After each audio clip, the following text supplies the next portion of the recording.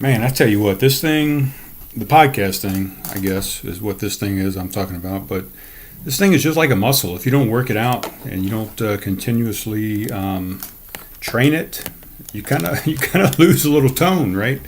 So I've it's been a little while since I did a podcast. Whoa, my camera! Hold on, wait a second. My camera moved a little bit. I'm gonna reach up here and adjust it.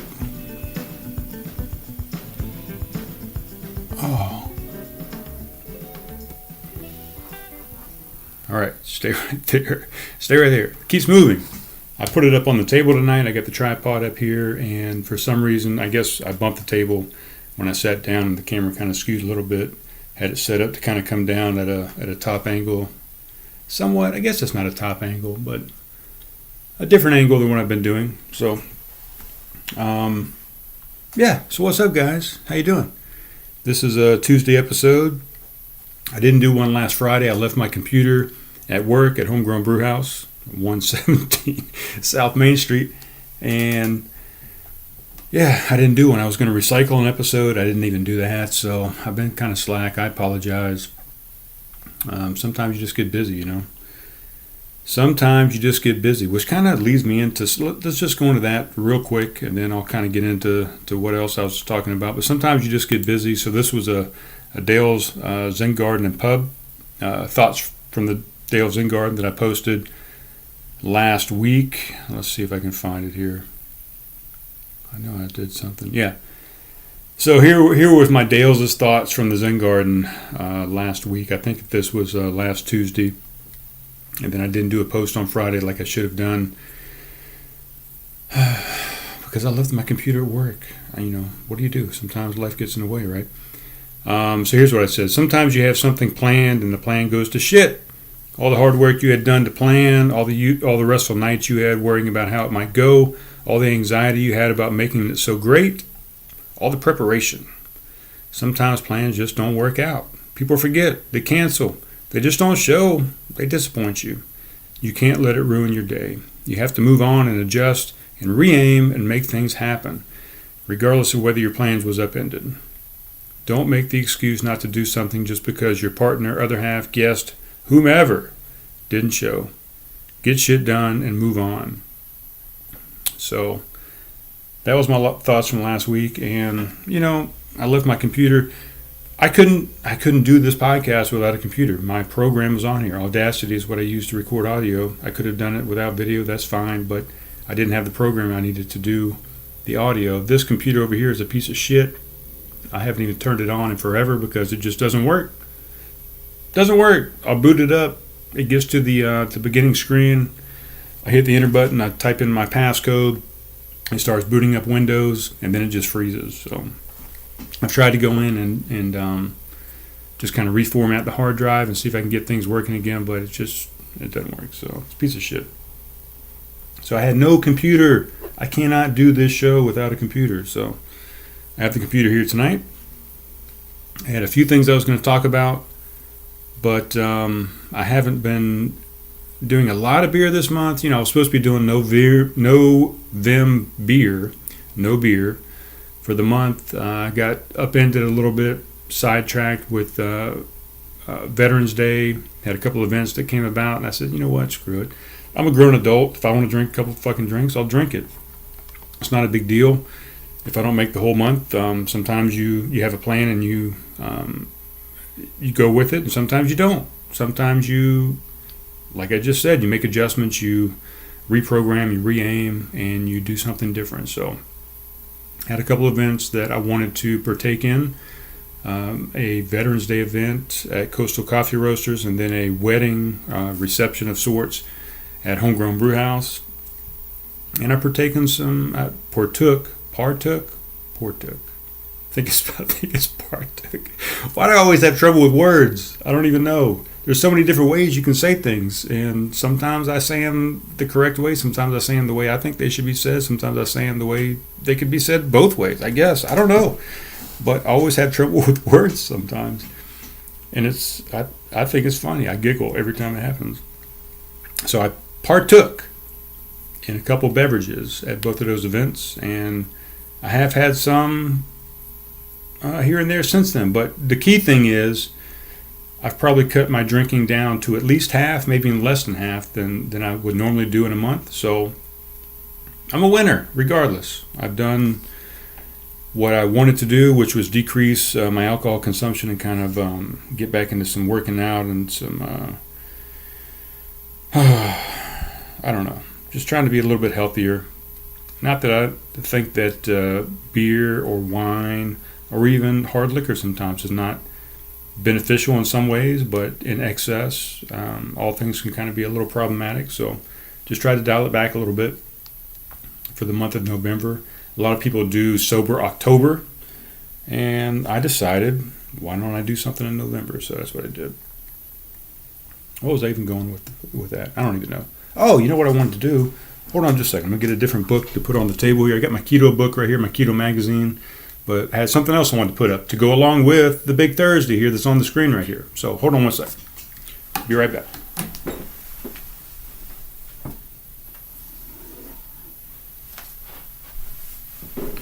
All right, so I got this book here too. I just wanted to display that. This is a book called Death Valley Days, The Glory of Clemson Football.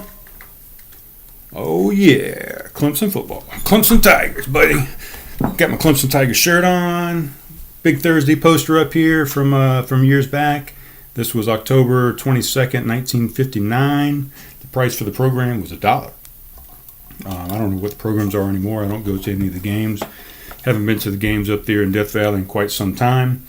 This Death Valley Days book that I have here, it's a fantastic book. If you haven't read it, get out and take a look at it. Let's see what copyright is here on this thing. What is this? Man, I got pictures in here. I didn't even know these were in here. It's a picture from the stadium right there. Man, this is a picture. Gee, my netty, how old is this picture? Oh my goodness. I just opened this book and found this picture. This is my buddy Stuart Hutto and James Hutto. We got Bruce Dales in here, my older brother. We got me, of course. And then we have my cousin Rick Dales, as a matter of fact. So I'm going to put that up right there. Hopefully you guys can see that. That was our setup there across from Tillman Hall at Clemson University. We had the tent. We had the tiger. Man, I don't even know what year this was. This had to be mid-90s, I guess, I would say. And I hadn't seen Stuart and Jason in so long since middle school and high school. And my cousin Rick there. Man, what a fantastic picture. I did not know that was sitting inside this book. That is fantastic. What was I doing? So the book here, Death Valley Days. Stand by. Let's see what copyright is on this. So it's been a while.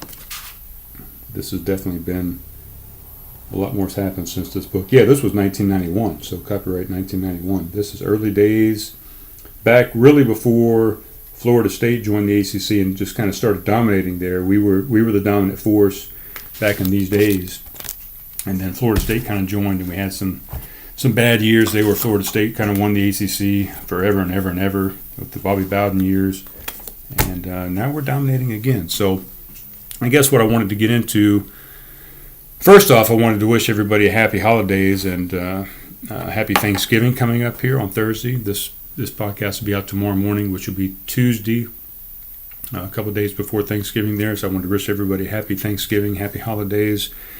It's a great time of year coming up. You know, the temperature starts changing a little bit. The leaves start falling. The colors change. We get into the fall season, coming into winter, the middle of December, late December. December 21st to be exact, the winter solstice. And it's just a great time of year, you know, the seasons change, you start putting on some warmer clothes, everybody kind of gets out and gets kind of fashion sense going, you know, you get some, everybody starts putting on their cool jackets, their leather, their suedes. Does anybody do suede anymore? Maybe nobody does suede anymore.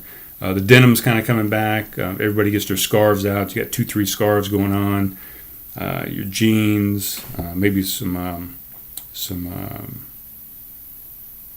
what's the other? Not suede. I don't know. Some other type of clothing, but everybody kind of gets a little fashion crazy here in the fall time frame. That's when everybody pulls out all their go-to all their new fashion. It's just a good time of year. Things start kind of slowing down a little bit. All the animals kind of start hibernating and going away, so there's a lot of less noise. It's a little slowed down. All the lights start coming out. It gets darker a little sooner. And we're going to have a tree lighting here in Somerville here shortly with the square down there in Hutchinson Square. They're trying to really rush and kind of complete. I think they're trying to complete about half of the square. They're doing a construction right now. They've been doing it all over all the summer, spring and summer of this past year, trying to rejuvenate and re-energize the square there in Hutchinson Square, downtown Somerville. So they're hoping to have at least half of that open for the Christmas tree lighting that's coming up. I'm not even sure the date on that, guys. I'd have to look it up. I guess I could look it up. I think it's sometime in December. Let's see if I can find it. But yeah, things just, people start coming together, and there's a lot more, I feel like there's a lot more camaraderie and a lot more family and a lot more interaction, people kind of hugging and kissing a little more and just getting more into the spirit of the holidays, the Thanksgiving, the Christmas spirit coming up. So it's a good time of year. I don't really partake in those types of things that much anymore.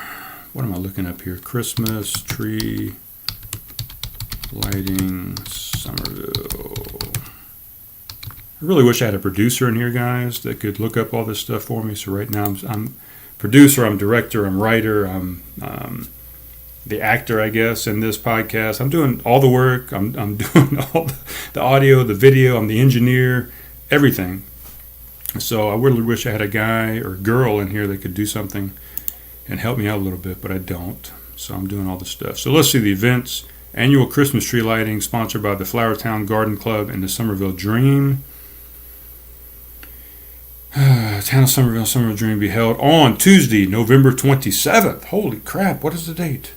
That's next Tuesday, guys. That's a week and 1 day from today.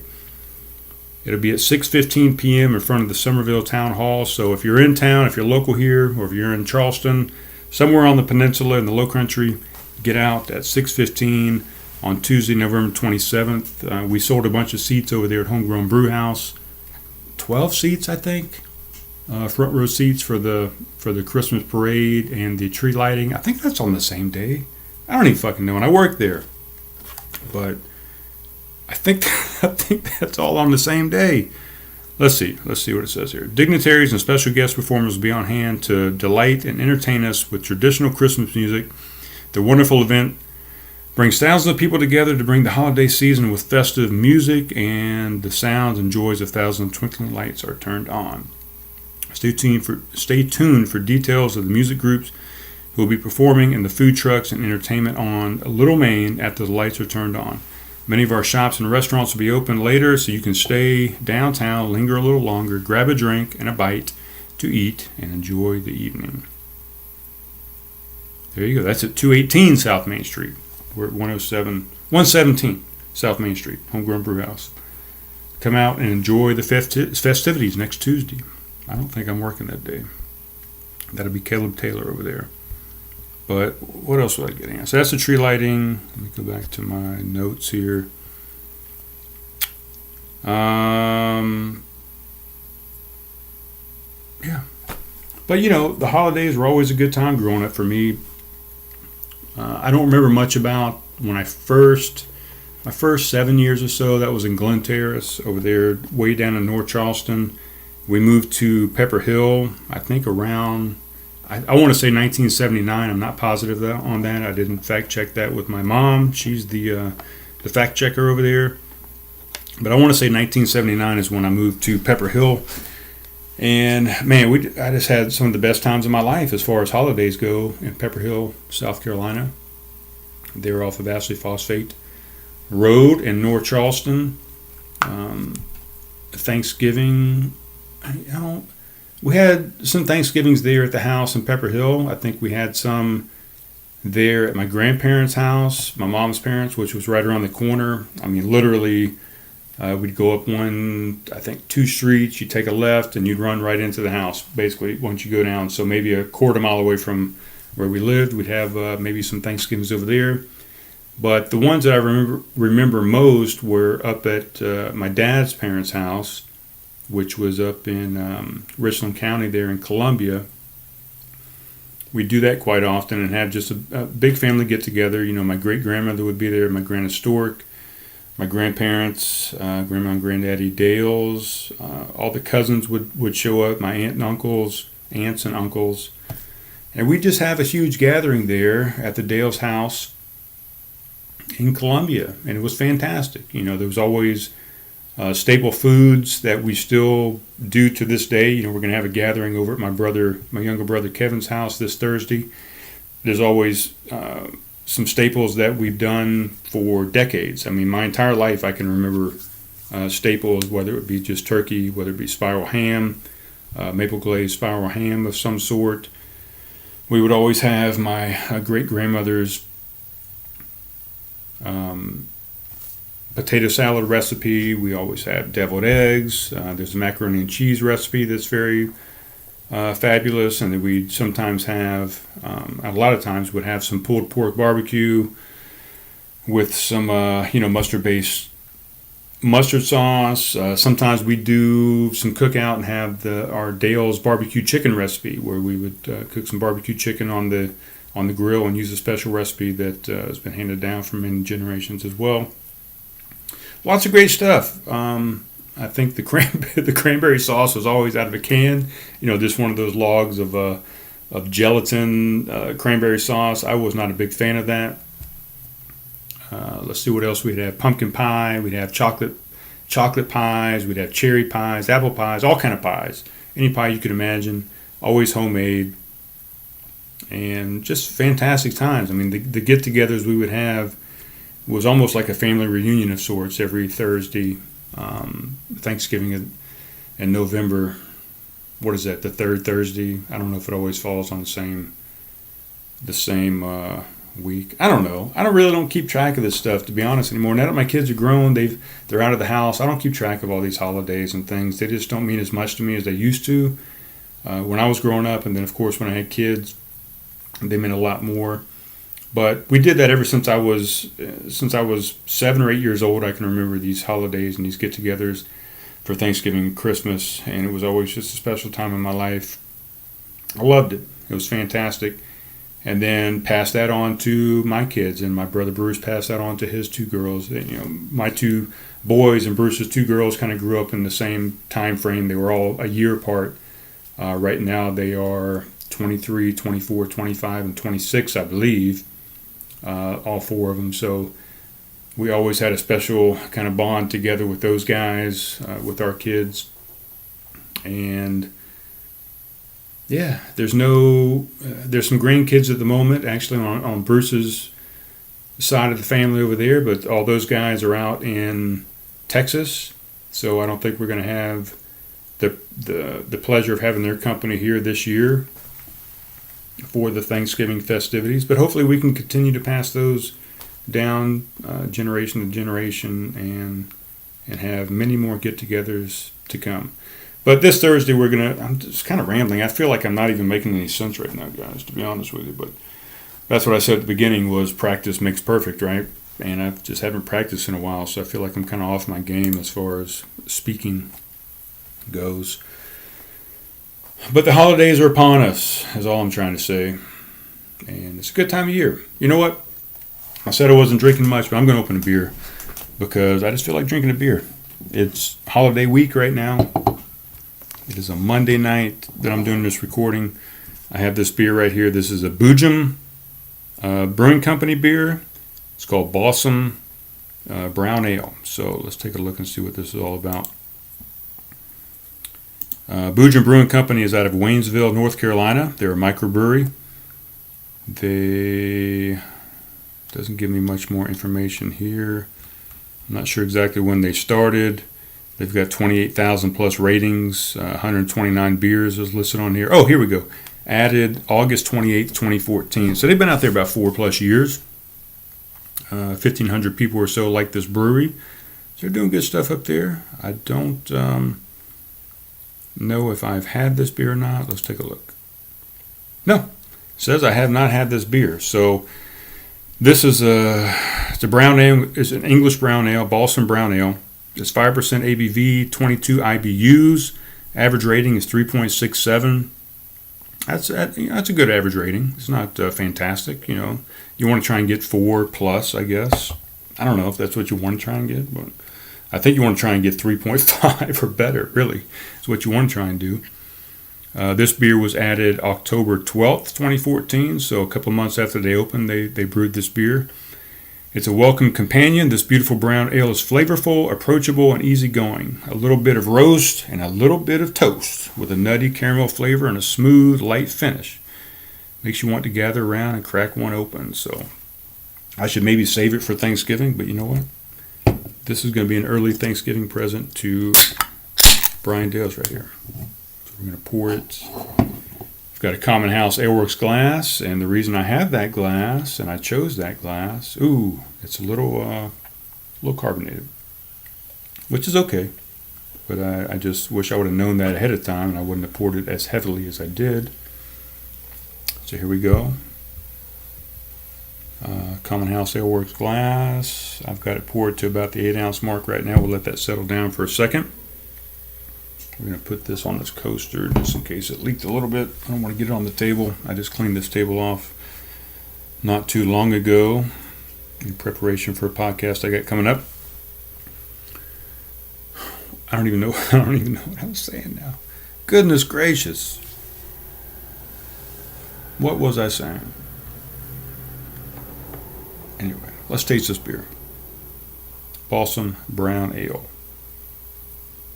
Oh, I know what I was saying. I was talking about the Commonhouse Aleworks, where I got the Commonhouse glass. So,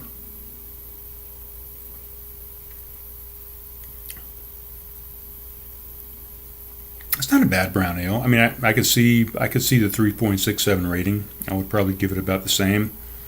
Although I can't. I can give it a 3.5. I can give it a 3.75. I think I'm probably going to go 3.5. I don't think it quite makes to 3.75. I don't know what the year is on this thing. I'd have to somehow look at the bottom of this, which is hard sometimes. Yeah, I can't really see what it says. Let me put my glasses on, guys.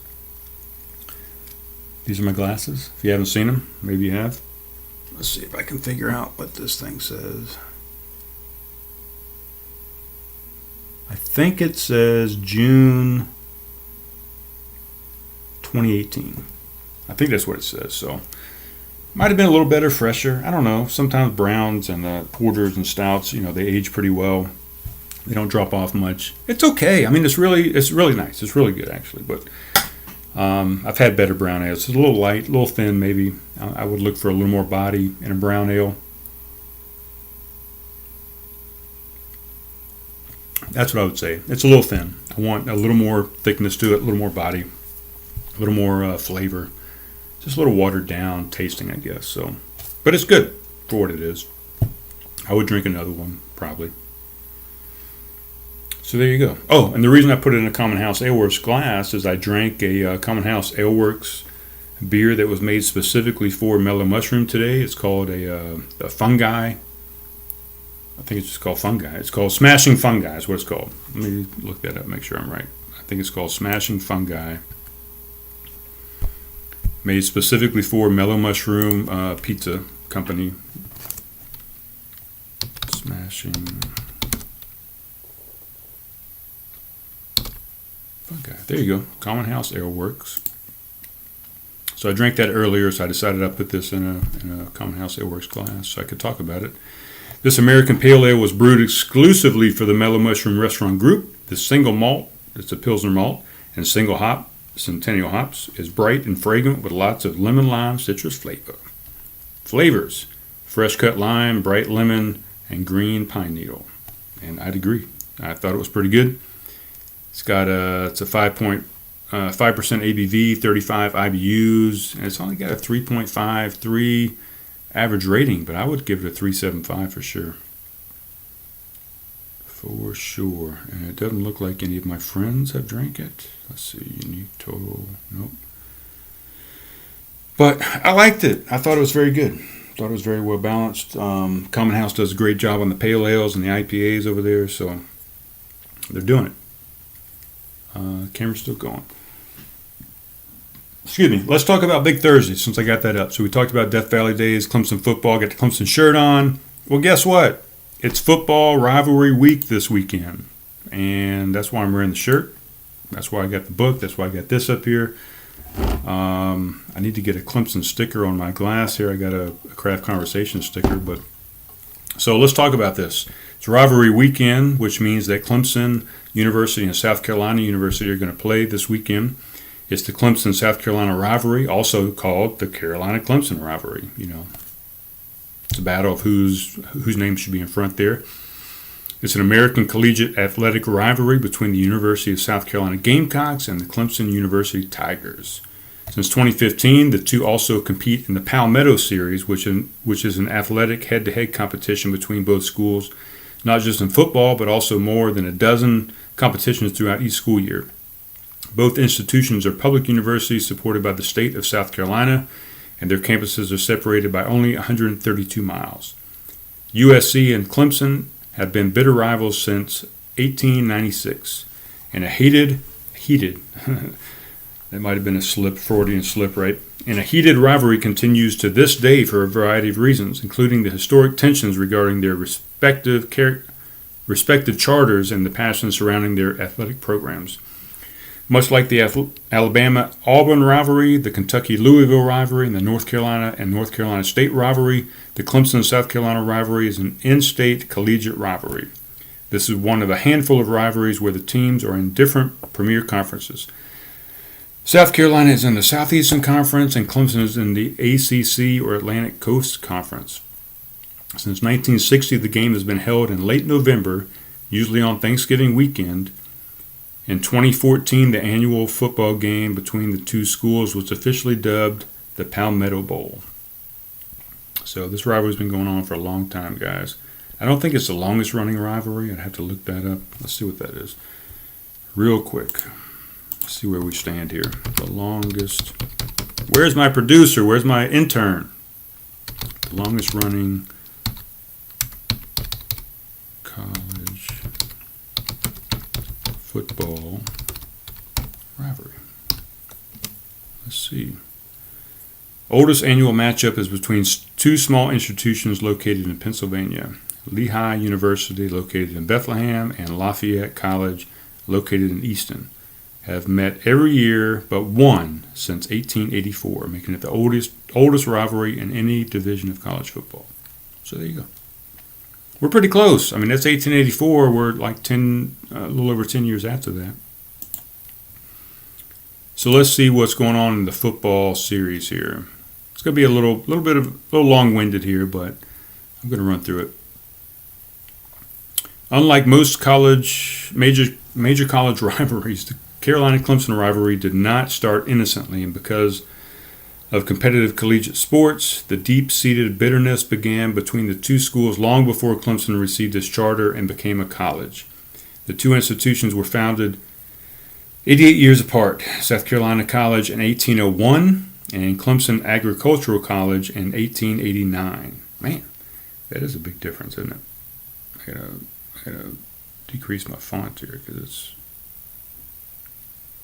out of the page. Hold on a second. South Carolina College was founded in 1801 to unite and promote harmony between the Low Country and the Back Country. It closed during the Civil War when its students aided the Southern cause, but the closure gave politicians an opportunity to recognize it to their liking. The radical Republicans in charge of state government during Reconstruction opened the schools to blacks and women while appropriating generous funds to the university, which caused the white citizens of the state to withdraw their support for the university and view it as a symbol of the worst aspects of Reconstruction. The Democrats returned to power in 1877 following their decisive electoral victory over the radical Republicans and promptly proceeded to close the university. Sentiment in the state favored opening an agricultural college. So the university was reorganized as the South Carolina College of Agriculture and Mechanical Arts in 1882.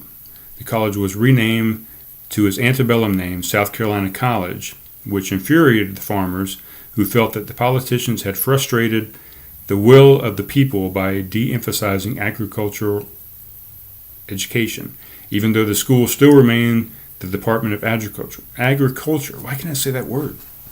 Clemson, from its beginning, was an all-white male military school. The school remained this way until 1955, when it changed to civilian status for students and became a co-educational institution. Agitation from the farmers. Benjamin Tillman emerged in the 1880s as a leader of the agrarian movement in South Carolina and demanded that the South Carolina College take agricultural education more seriously by expanding the agricultural department. In 1885, Tillman was convinced of the superiority of a separate agricultural college by Stephen D. Lee, then the president of the Agricultural and Mechanical College of the state of Mississippi, and subsequently Tillman would accept nothing less than a separate agricultural college in South Carolina. He offered the following reasons why he felt that it was necessary to have a separate agricultural college outside the confines of Columbia. Number one, Mississippi A&M featured practical training without unnecessary studying of the liberal arts. Number two, Mississippi A&M provided poor students work scholarships so that they could attend the college.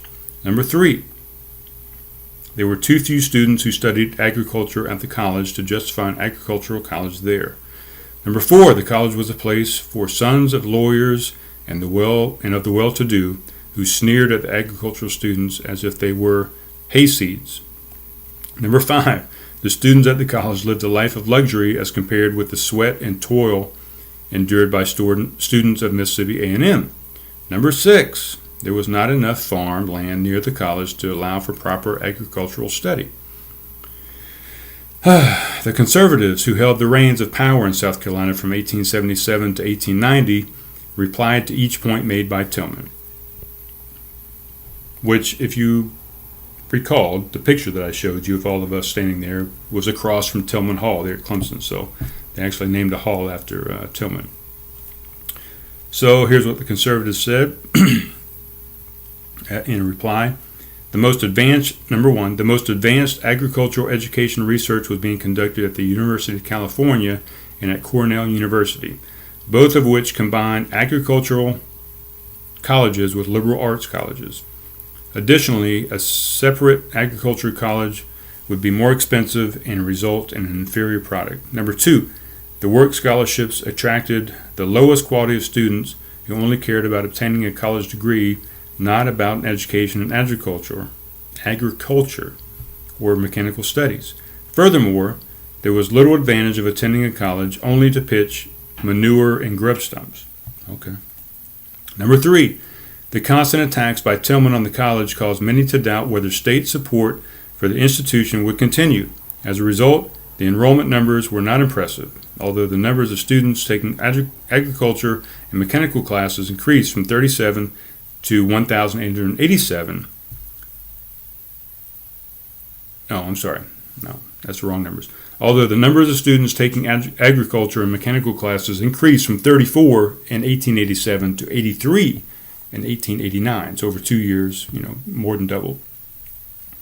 Number four, over half of the students at the college were the sons of farmers, though most did not study agriculture as Tillman wished.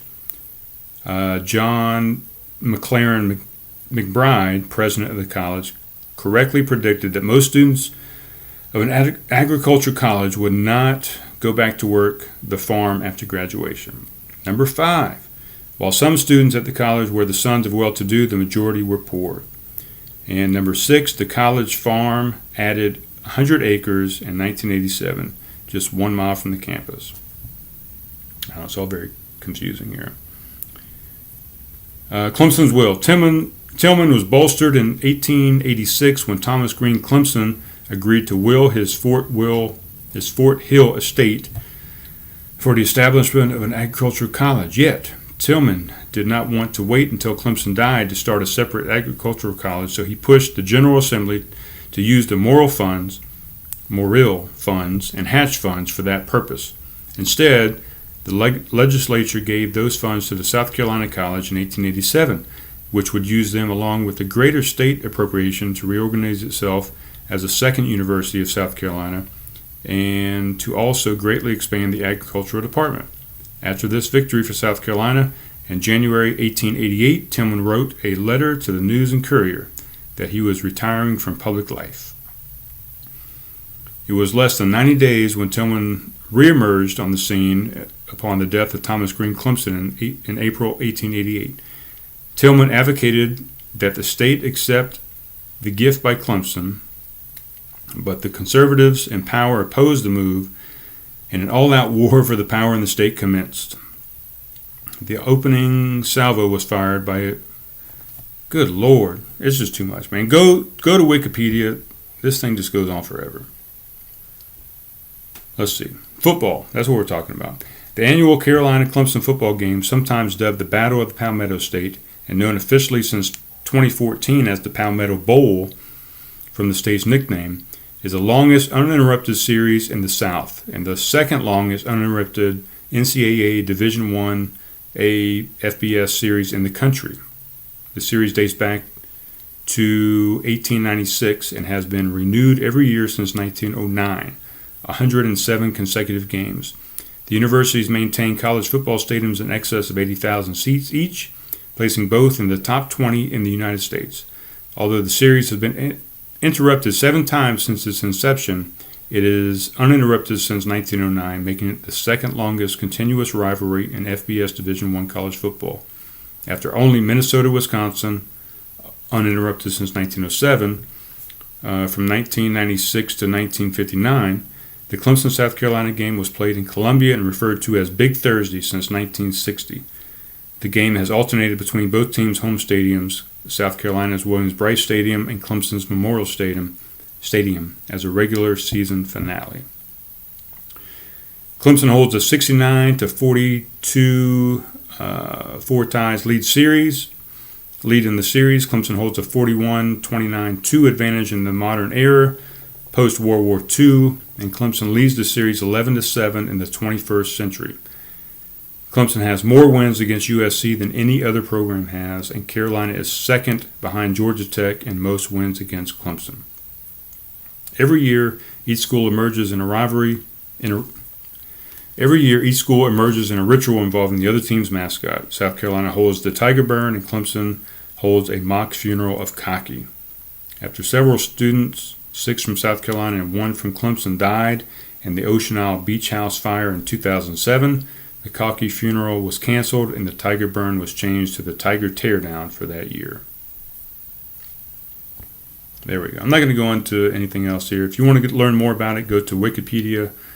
Just type in the Clemson South Carolina rivalry in football, and you'll get all kind of crazy stuff. I could go on and on. They kind of list post World War II stuff from 1946, the near riot, 1952. The game mandated by South Carolina law, 1959, the final Big Thursday game, so it's no longer played on Thursday, it's on Saturdays now. 1961, the prank. 1963, the national tragedy. 1975, most points scored by Carolina. 1977, the catch. 1980, orange pants. 1981, Clemson wins the national championship. 1984, black magic. 1989, orange on the road and Ford's last hurrah. Which is Howard Ford. Blah, blah, blah, blah, blah. 1994, the return. 2000, the catch 2, or also the push-off.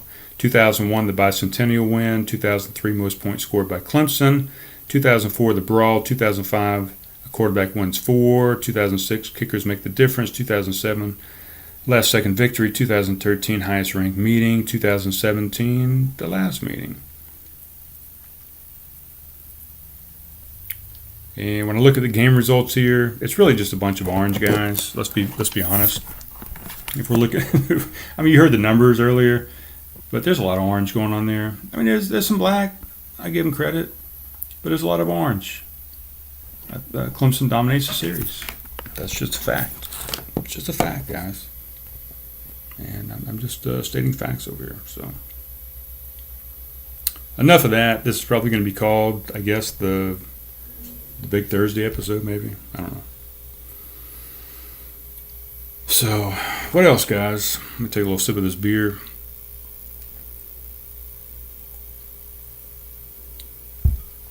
Let's see what our time is here. Let's see what's going on. We're about 40 minutes in, so we're doing well. What else do I have here? Speaking of the holidays, right? Just find time for you and your, because your time may be limited. Find time for you, find time for your family, for your loved ones, for anybody that you care about. Make time for those guys, or girls, gals, whatever you want to say it. I say guys all the time. It's just inbred in me. I got chewed out one night at work there at Homegrown. I kept saying, "Hey, what can I get for you, guy? How you doing, guy? What's next for you, guy?" And it was not a guy; it was a girl. And I did not even try and determine whether it was a girl or a guy. That's just what I say. Hey, guys, have a good night, guys. Whatever. It's just guys. And maybe I should change. Maybe it's offending people. Maybe I should change because there's so many things offending people, and maybe I should just do something different. But that's just the way I say it. And she says, I think her name was Joyce. She said, "My name is Joyce. I'm not a guy." And I'm like, that's just what I call everybody. I wasn't meaning to offend you. I'm sorry if I did. But I really couldn't tell. I'm going to be honest, but I wasn't calling her a guy because I thought she was a guy. That's just what I say. How you doing, guys? Have a good night, guys. It's just a group term, whatever. What was I even saying? Find time, guys, for the people that you love in your life. Don't take it for granted. Don't think that they're always going to be around. Make and take the time. It's not just for you. It's for your loved ones that want you around for as many years, months, days, hours, seconds they can get. Be present. And some people don't want to be present. Some people just want to be alone. They want to be by themselves. But I think most people, and I think if you look at longevity and you look at centennials, those people are the people that align themselves with groups, and they involve themselves in society, and they have friends, and they have groups that they hang out with, and people. And it's all about people. It's all about being involved. It's all about having a purpose and being social. That's really the key to longevity. We can talk about diet. We can talk about exercise. We can talk about supplements. We can talk about so many different things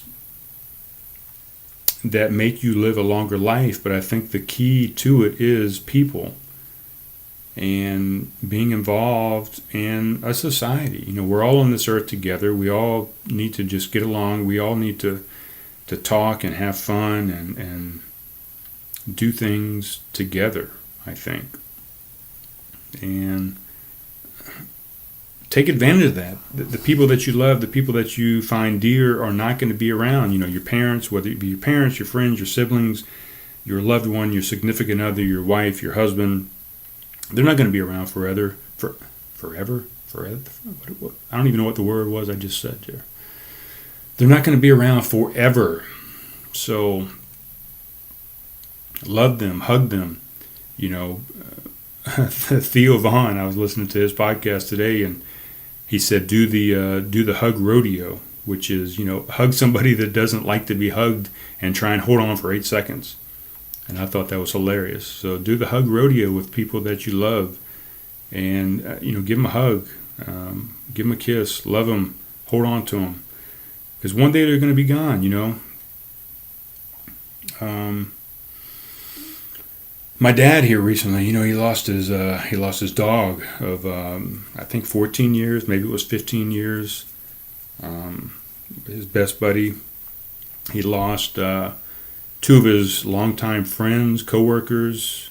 I think one of them was probably his best friend ever in his life. He's 74 years old, I think, almost 74. 73, I think, and lost one of his best friends. And then just recently went to a funeral this past Saturday for another really good friend of his. Not quite as long, didn't know him quite as long, but, lost a dog of 14 years and a couple friends of probably 50 plus years or more. And the older you get, the more people you're going to lose. That's just a fact of life. We're all going to die. We're all going to leave this earth. Love everyone. And love the people closest to you as hard as you can for as long as you can, because eventually they're gonna go. You know. Oh man. Yeah.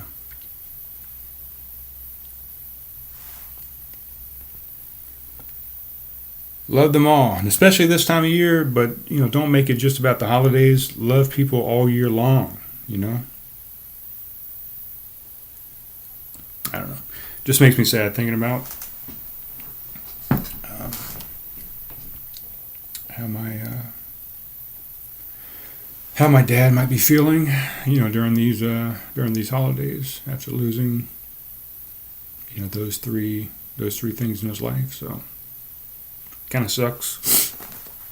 But he's got us, he's got me, he's got his other two sons, he's got all his grandkids, his great grandkids, his beautiful wife, my mother. There's still a lot of people in his life that he can love. So you just got to remember that. Yeah, there's people that you've lost, but there's other people there that are still there for you, and that you still need to embrace and give your love to. That's what life is all about. That's what life is all about. That's what the holidays are all about. That's what every day of life is all about. Just loving people. There's way too much hate going on. Way too much indifference, way too much fighting, between the left and the right, and the red and the blue, and the male and the female, and the black and the white, and whatever, the cats and the dogs. Who knows? There's a lot of fighting going on, and it's just too much. And I don't think it's any more than it has been in history. I mean, I think we've had way worse. I know we've had way worse catastrophes and deaths and massacres throughout history than we're having right now. People say that, these are the worst of times. That's fucking bullshit. These are the best of times. You couldn't live in any better time right now. We're just able to see what 7 billion people are doing, and that's what makes people think that it's the worst of times. That it's the end of days, and we're killing people more than we've ever done. And there's more mass shootings than there's ever been. Give me a fucking break. Have you seen the Mayans? Have you seen the Roman Empire? Have you seen all these, the Mongolians? I mean, there has been way worse than what we're dealing with right now. So don't even think that this is the worst of times. This is absolutely the best time to be living ever in the history of the world right now. With what we got going on with technology, and we're able to feed everybody, most people. I mean, there's still some third world countries out there that are having trouble with that, but my God, this is the best time to be alive ever. Don't fool yourself. Just don't look at 7 billion people's lives. It's just too much to take in. Your brain just cannot comprehend that amount of people. But this is the best time to be alive ever. It really is. What else I got here? Let's see. We've talked about Homegrown Brewhouse. I guess we'll do a kind of an ad here in the middle real quick. So Homegrown Brewhouse, 117 South Main Street. We've got 40 taps on the wall. We're doing bottles and cans over there. We got live music on Thursday and Friday nights. We're trying to get it to where we have live music 3 nights a week, Thursday, Friday, Saturday. Come out, have a good time. The music is normally from 7 to 9. We're open Monday through Saturday. We're not open on Sundays. But if you have an event that you want us to cater, and you want to have a special event with us, hook up with us. You can go to homegrownbrewhouse.com. You can go to our Facebook page. You can go to Instagram. You can email us. You can text us. You can message us. Whatever, and say, hey, I've got a private event that I would like you guys to help out with, and we'll hook it up. And mostly we do those on Sundays. So Homegrown Brewhouse, 117 South Main Street. I also run the Keto Dojo with my good friend Karen and my son Brian Jr. We do the Keto Dojo. It's on Facebook. Yes, it's on Facebook. Facebook is still a thing. It's still around. We're at 400 plus members right now. Join it. It's not like any other keto page, I don't think. I think it's a little bit different. We don't have all the infighting and the people bickering against each other on this page. It's just people. They post their successes up there. They post things they find around town as far as good keto buys and good keto products. There's a lot of videos that go on where people are just kind of giving out some good information. They're giving recipes. It's just, I think it's a totally different keto style website where it's just great information. There's no negativity on it. And that's the great thing I like about it is it is not a negative page whatsoever. So get on out there, the Keto Dojo. It's on Facebook. I think you'll enjoy it. Join the conversation and give some input, give some positive input, and help some people with your input and information that you've got. So the Keto Dojo on Facebook. And Lulu.com, yeah, we'll talk about that. I need to purchase one of my books, and I need to put it up here on the table so I can display it and let people see what it actually looks like. But it's all fun and games until it's a book I wrote, produced it back around 2006. I'm on the fourth version of that book right now. The content has not changed, but I'll go through and just kind of update it and make some corrections here and there. It's all fun and games until it's a memoir of my time from 1992 to 1998-9, somewhere right at the end of that time frame. A memoir of my dealings down there. It's comical, it's insightful, it's sad, it's emotional. It's a confession of sorts to my now ex-wife, and I thought it was fantastic. I had a great time writing it. It started off with just one story, and it morphed into about 12 different chapters. And I think you'll enjoy it. Check it out. lulu.com/spotlight/Dales Inc. And you'll find that book. And also my older son's book called Tree Town. He wrote a children's book, real short story. Get out there and check it out. lulu.com. Got some dogs barking out there. It might be my dog, Leia, if you haven't seen her. Also, I'd like to make a mention of my son, Brian Jr. He's on Instagram at Dales Fit, and he's also at Paragon Athletics on Instagram. Follow him for all your fitness and wellness needs. He's doing a fantastic job out there at Paragon Athletics in Flagstaff, Arizona, and he's really getting big into posting a lot of fantastic videos that show you some tips on exercise and fitness and nutrition. So follow him if you don't mind, Dales Fit and Paragon Athletics, and get some good information to make your life the healthiest and fittest and best that it can be. I'm going to leave you with a couple Goggins. Jesus. Oh my God. I'm so out of practice, guys, as far as podcast goes. I'm going to leave you with a couple David Goggins things that I wrote down. Is it a couple of them? I thought there was a couple of them. Hold on one second. Let me take a look. Let's see. This. Okay, yeah. So these are two separate things, so I'll separate them. One that he did, he said, look, you have to look at everything as a new opportunity. Stop looking at things the way they appear. To most people, it's just a doorway. If you incorporate this workout, you will never look at a doorway the same. When I was 19, David Goggins, and first joined the military, we used to do ins and outs to leave and come back to the compound. It was a set number of pull-ups. I took that workout to a different level. I started doing ins and outs through every door frame I walked through. My ins and outs became a set number of push-ups rather than pull-ups. With the fast pace of life, you have to invent different ways to get it in when you can. So this is one alternative to try and get it in. You will be shocked how many doorways through which you walk each day. If you are at home and want to do the pull-up method, just buy a few portable pull-up bars and attach them to your door frame. So what he's talking about is, you got a door frame here coming into the studio. I've got a door frame here going into the upper studio, the upper loft here. Anytime you walk through a doorway, whether it be at work, whether it be in your house, whether it be through wherever, don't be afraid. Don't be afraid, guys. If you walk through a doorway, it's freaking Target when you're going in there. Drop down and do whatever set number of push-ups or pull-ups you think you want to do. But we're talking push-ups here, what he's talking about.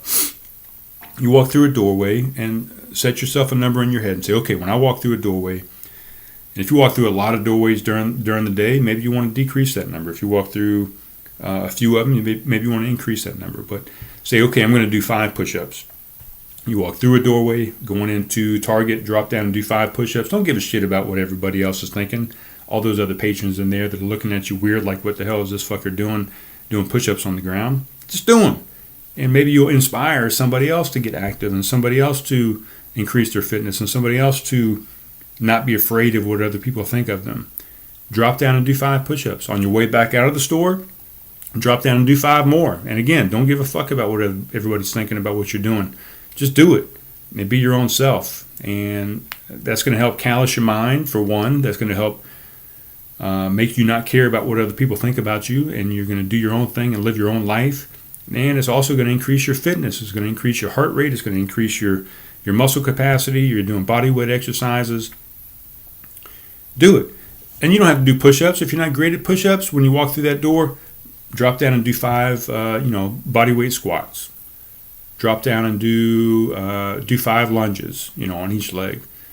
What else could you do? Drop down and just, from the back, just do 5 tricep presses with your arms. You could do a pull-up. If you can find a way to do a pull-up when you walk through that doorway, do some pull-ups. If you want to do 10, do 10. If you want to do 15, do 15. Do 20, great. Whatever you can amass, whatever you can accomplish, however many doorways you walk through, think of how much you can accomplish within a day. And I tell a lot of people within the Keto Dojo and just friends that I know and people that ask for fitness advice to do the same thing when you're watching TV. I don't watch a lot of regular TV anymore. I watch Netflix and Amazon and YouTube and all these channels that don't really have commercials anymore. But when I used to watch TV shows that had commercials, every time commercials come up, they're usually 2 minutes worth of time. During that commercial, stand up and do chair squats. Stand up and do push-ups. Stand up and do some crunches. You wouldn't stand up and do some crunches, although you could, but normally you'd be on the floor. You get what I'm saying. Do something. You have 2 minutes worth of time where you're not really engaged in the show that you're watching. Take advantage of that time to get a little bit of a workout in. People say they don't have time. Everybody says, I don't have enough time in the day. That's bullshit. You have the same amount of time that everybody else fucking has in a goddamn day. You have 24 hours in a day. You can fit it in. I posted some videos of this past week where I was at work at Homegrown Brewhouse. Yeah, I sleep in quite often. I work late nights. I work 9, sometimes 11 hours a day in a shift at Homegrown Brewhouse. I posted a couple of videos where I was doing bodyweight squats. I was doing squats by lifting an empty keg up over my head. So I'm engaging my shoulders. I'm engaging my triceps. I'm engaging my biceps. I'm doing squats with some weight of an empty keg. And then I even did another one because somebody gave me some flack about it that I was using an empty keg. So I said, okay, let me get a 58-pound keg. I'll press that up over my head. Now I'm even engaging more muscles. I got my core kicking in. I'm doing squats. I'm doing presses. I'm doing, I got to curl it and I got to bring it up to here and then press it. So I'm doing some biceps. I got some triceps. I'm kicking in all kind of muscles. Do 5 rounds of that. You're talking a couple minutes worth of time. It's so easy to get in a workout during the day. You don't need to go to a fancy gym. You don't need to sign up for a gym membership and spend your hard-earned money. You could do it. I could have been doing it here, just doing this podcast. I could have been just doing some tricep presses while I'm sitting here. I could have stood up and did I could have stood while I'm doing the podcast, and I could have put my mic way up here and engaged my muscles just by standing instead of sitting here at the desk. I could be sitting here doing some isometric presses for my biceps or some pulls for my biceps against this table. I could be doing some isometric presses for my triceps. I mean, you can do a workout anywhere. There's no excuse to not be getting in some sort of fitness and increasing your heart rate and increasing your muscle tone and just staying healthy and staying fit, guys. So there are no excuses. The only excuses you're making are in your fucking mind. Everybody has the same amount of time in a day. Get it done and stop with the goddamn excuses. You know what I'm saying? I'm sorry to get all emotional about it. But it just pisses me off when people say they don't have time. Everybody has time. I don't care if you got 10 kids and you got 2 jobs. You've got time to fit it in. Curl your goddamn kids. Pick up the stroller and press it over your head a couple times. Lay on the floor and press your kid up and down. Do some push-ups. Do some presses. Put them over your neck and squat with them. You got 10 kids. You got 10 opportunities to get a workout. And this is the way I look at it. I just spit all over everything. Anyway, all right. So what else did he say? Oh, here's what he said here too. So, how do you want the book of your life to read when it's all said and done? We have all sat down and daydreamed about living a better life and becoming a better version of ourselves. Everything in life starts with a dream or vision. The question is, what have you done to make that dream a reality? When I was younger, I remember being in the car with my mother and we saw a shooting star. She told me to make a wish and it would come true. Every day I woke up, I was waiting for that wish to come true. It never fucking did. Years later, I realized wishing was a waste of time, so I got to fucking work. It's very true what they say in life. You never think about the things you have accomplished. You only think about the things you didn't accomplish. In the video, you will see a few of my accomplishments, and what he did is he put all his medals and a lot of his race tags and everything all over the table and just kind of did a little video of all his accomplishments. I am proud to say there are countless others that you don't see here. The point of the video isn't about kissing my own ass, it's about the power we all have inside of us. 19 years ago, the video would look very different than it does today. There would be nothing of which to be proud on the table. There are many naysayers in the world who only remember the bad things about you, never the good. We cannot allow ourselves to become our own biggest naysayer. We must be resilient to all negativity in life. Up until Roger Bannister broke the 4-minute mile, people thought it was impossible. Just 13 months after he broke the record, several other people also ran sub 4-minute miles. Don't wait for someone else to break a 4-minute mile record before you see that it's possible. You have to believe what is possible for yourself, even when no one else believes in you. All right, guys, the camera has skewed because I got so fired up about this topic, and hope it didn't skew so much where you can't even see me anymore. But watch the big Thursday game, which is on Saturday at 7 p.m. Eastern Time, Clemson and South Carolina. And get out and love people and live a good life and take care of yourself. Okay, guys? Because you deserve it. All right? I will talk to you soon.